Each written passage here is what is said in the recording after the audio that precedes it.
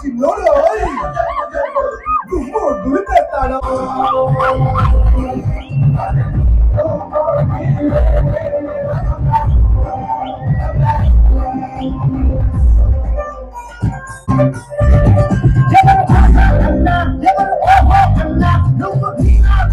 మంచి పని చేస్తుంటే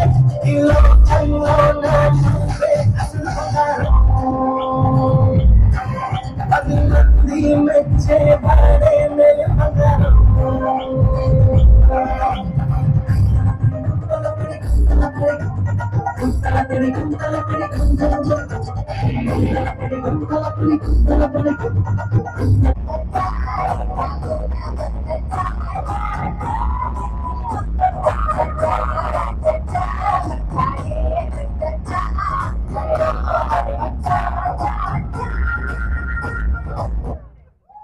డల్లాస్ మహానగరంలో సుమారుగా ఒక 2500 మంది ఆప్తా ఆర్గనైజేషన్ నుంచి మన ఇండియాలో ఒక పల్లెటూరులో మన చిన్నప్పుడు ఒక తిరునాళ్ళు కానీ ఒక జాతర కానీ ఎలా జరుగుతుందో ఆ విధంగా మనము ట్రై చేద్దామని మన ఆర్గనైజర్స్ అందరూ ట్రై చేశారు.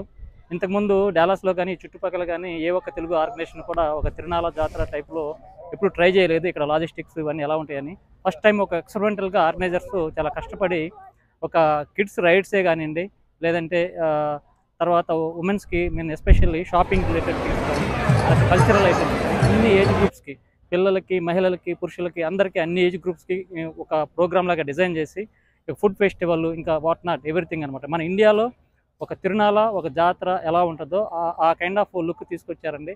ఈ ఒక్కరోజు మాత్రం మనం ఈ రాంచ్లో ఉన్నంతసేపు మనము ఇండియాలో ఉన్న ఫీలే ఉంటుంది.